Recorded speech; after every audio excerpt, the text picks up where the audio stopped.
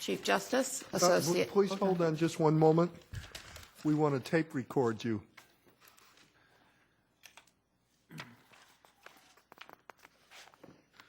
All right, you can proceed. Yes, ma'am.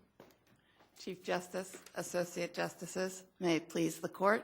My name is Mithra Merriman from Greater Boston Legal Services, and I represent the plaintiff appellant, Nora Moreno. The question posed to the Court today is whether the District Court erred when it denied Ms. Moreno's request for a one-year abuse prevention order, instead limiting the duration of her order to 6 months. Because the trial judge was concerned about the defendant's access to the child, a possibility of a future probate and family court action that might address visitation, and because Ms. Moreno refused to arrange for visitation at the hearing. We ask this court to hold that the district court's considerations of these factors, which were unrelated to the plaintiff's need for protection, was improper and constituted an abuse of discretion. Can I just ask you a question about that? Put aside, well, if you have a situation where, just as your client and there's a child and the restraining order, I take it, involves stay away from both your client and the child, and you would say for a year. And as you know, it is the case that the probate and family court is the court which is going to have to deal with custody and visitation over the long term. Yes.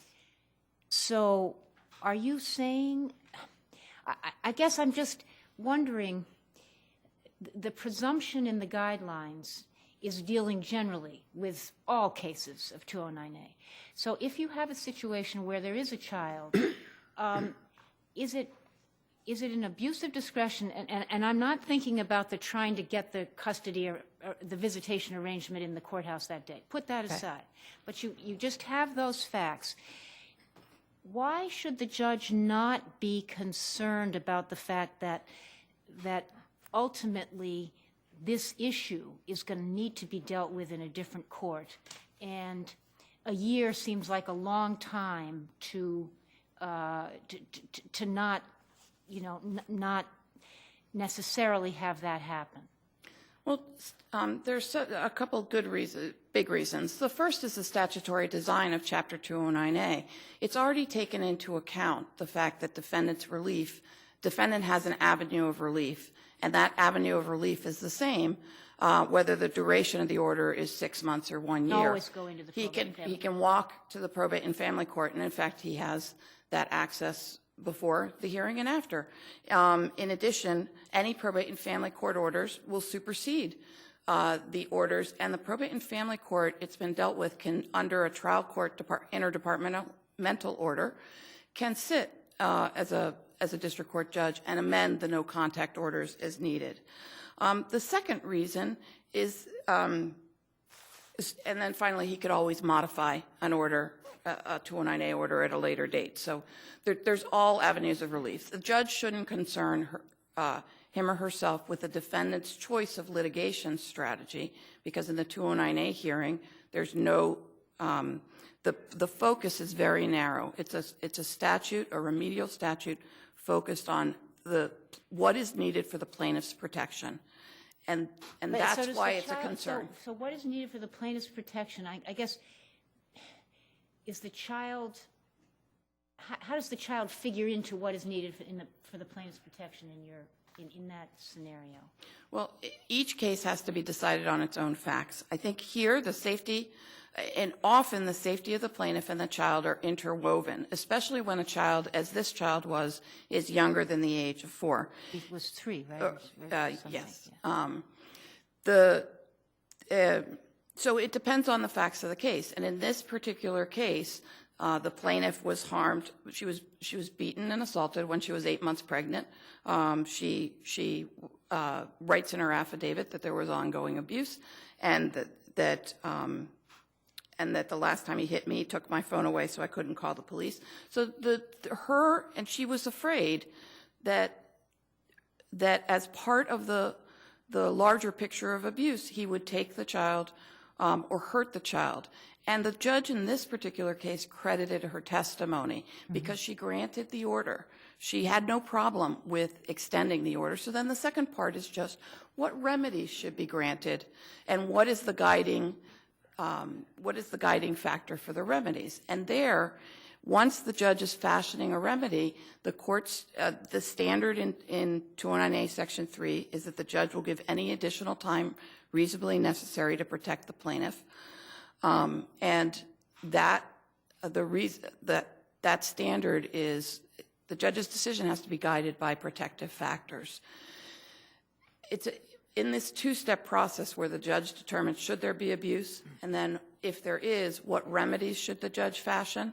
The judge can't pivot at that second step and move away from safety. If the judge agrees, or credits that there is abuse and that the plaintiff is entitled to have this order continued, give me a scenario in your view that would be okay, that you would not consider to be abuse of discretion, that would be less than a year.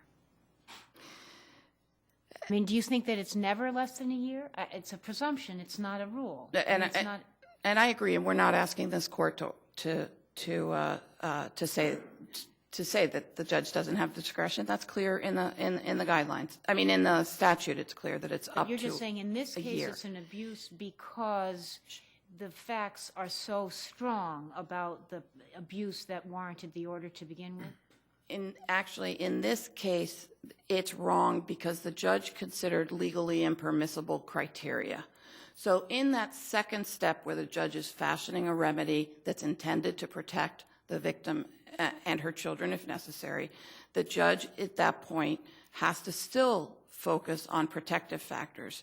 Instead, she pivoted and focused and made it about visitation or made it about the access to the child or made it about speculation as what might happen later. And I think the appeals court fundamentally misread the record because there is a comment there. The judge goes back again and again and again and asks various questions, and they're all about visitation, contact with the child. And then at the very end of the hearing, she gives what is in essence a contingent offer for a full order of protection if If Ms. you go Moreno, make some arrangement. Exactly. And I understand what your argument is. I just have going back to Justice Boster's question. So you're not suggesting that if the circumstances, not this case, say, were such that it appeared based on the affidavit that there was this wasn't a history, there was a momentary flare-up based on something that happened, a bad result, violence requiring protection, but not indicating that there was a history and something suggesting it would go beyond the need for people to go away from the circumstances, and maybe 6 months, 3 months, maybe 1 month would be sufficient. You wouldn't preclude that. You're just suggesting, if I'm correct, it's just having considered these other things, that's what they shouldn't be doing in the district court. Precisely, Your Honor. And you mentioned some of the factors. IMLE also has some of the factors, the duration of the relationship, the chances that they'll see each other and have ongoing contact, if there's other court proceedings which engender hostility. All of those things relate to protection. And the factors that Your Honor pointed out are factors that relate to protection and could be taken into account. A practical question about what happens in the district court when there is a visitation that might be given in certain circumstances that also address safety but can't be done in the district court.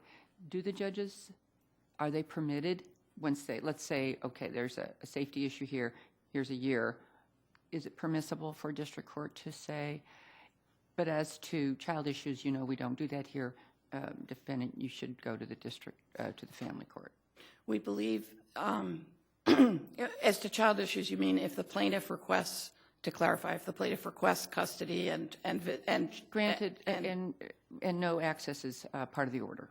Oh, okay. Yes, it is absolutely permissible for a judge to say,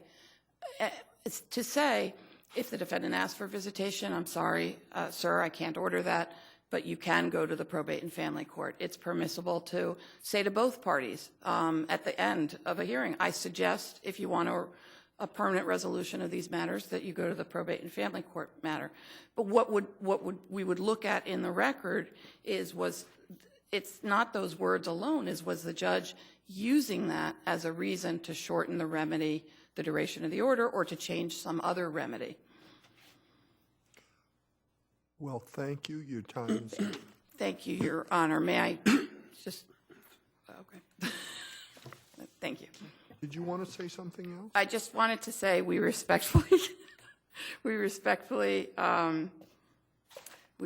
ask this court to hold that the trial court erred in Ms. Moreno's case, and that this court clarify that when determining the duration of an order, trial courts should be guided by factors related to the plaintiff's need for protection. Thank you.